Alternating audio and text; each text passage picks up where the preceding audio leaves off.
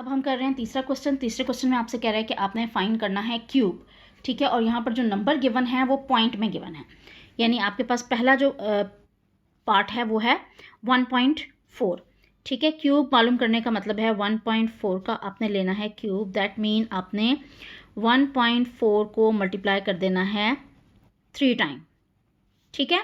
3 time आपने इसको multiply करना है। अच्छा, अब इसके दो तरीके हैं सॉल्व करने के। एक तरीका ये है कि आप डायरेक्टली इसको मल्टीप्लाई करें और पॉइंट्स फिर देख के लगाएं, और दूसरा तरीकाकार आपके पास ये है कि आप इन तीनों में से पॉइंट रिमूव करें और रिमूव करने के बाद आप लास्ट में फिर दोबारा से डिवाइड करके पॉइंट लगाएं, ठीक है। मैं आपको दोनों तरीक़ों से बता देती हूँ।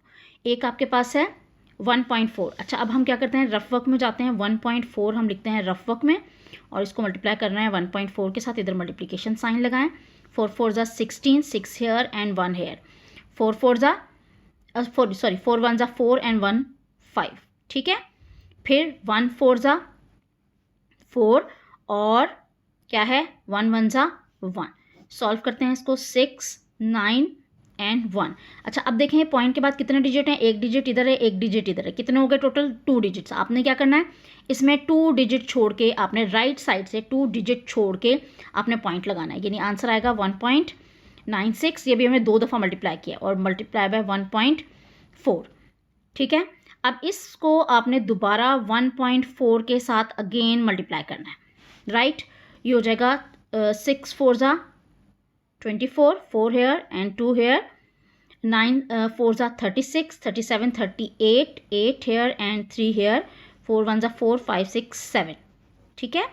और 1 6 जा 6, 1 9 जा 9 और 1 1 जा 1, ठीक है। सॉल्व करेंगे इसको, ये हो जाएगा 4 और ये हो जाएगा 14 एंड 1 10 एंड 7 17 7 एंड 1। ये हो जाएगा 2 7 4, ठीक है, 2744। अब आपने देखना है कि 2 पॉइंट यहाँ पर थे, 2 डिजिट पॉइंट के बाद यहाँ पर थे और 1 डिजिट यहाँ पर था। अब आप काउंट करेंगे राइट हैंड साइड से इस तरफ, लेफ्ट की तरफ, राइट से लेफ्ट की तरफ, ठीक है। इस डायरेक्शन में आपने डिजिट काउंट करना है 1 2 3 और आप पॉइंट लगाएंगे यहाँ पर, ठीक है। यानी इसका मतलब है आपके पास आंसर आया 2.744।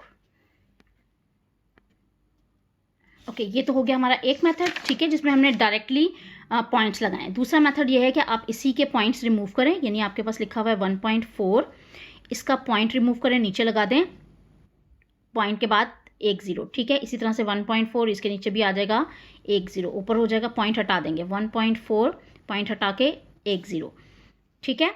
अब ये आपकी चॉइस है, आप कोई सा एक मेथड अप्लाई कर सकते हैं, दोनों मेथड से आपने नहीं करना है, ठीक है। कोई सा एक मेथड जो आपको इजी लग रहा है आपने उससे सॉल्व करना है।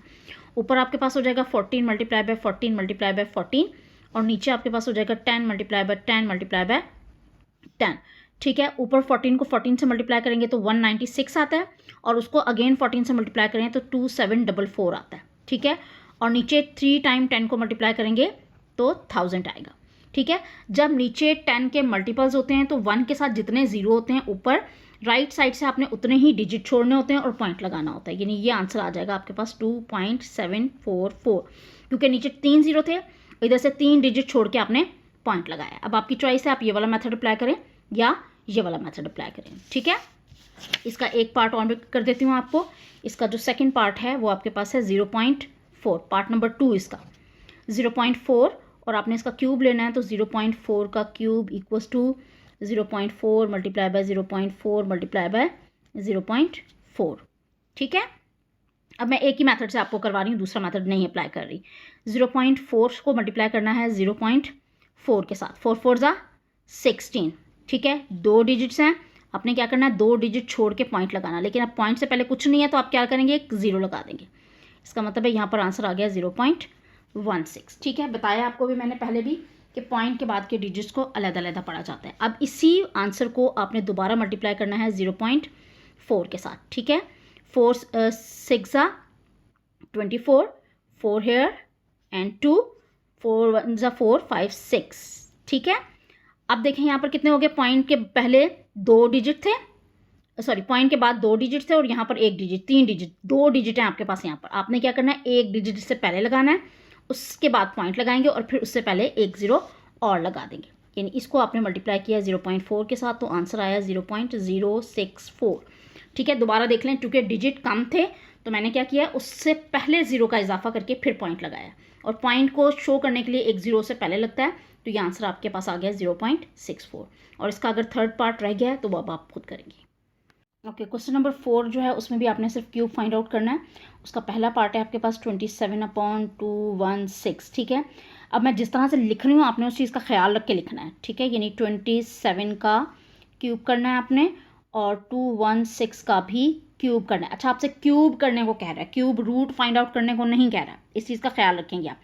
क्यूब निकालने का मतलब है आपने 3 टाइम मल्टीप्लाई करना है, और क्यूब रूट निकालने का मतलब है कि आपने परफेक्ट स्क्वायर एलसीएम वाले मेथड से निकालना है, और उसमें 3 नंबर्स का पेयर बनाना है, ठीक है। अब आपने क्या करना है, इसको 3 टाइम मल्टीप्लाई करना है, और 216 मल्टीप्लाई बाय 216 मल्टीप्लाई बाय 216, ठीक है जी। अब आप इसे खुद से मल्टीप्लाई करेंगी, और मल्टीप्लाई करके आपने इसके आगे आंसर लिखना है, और इसके 2 या 3 पार्ट हैं वो आपने खुद से अटैम्प्ट करने हैं।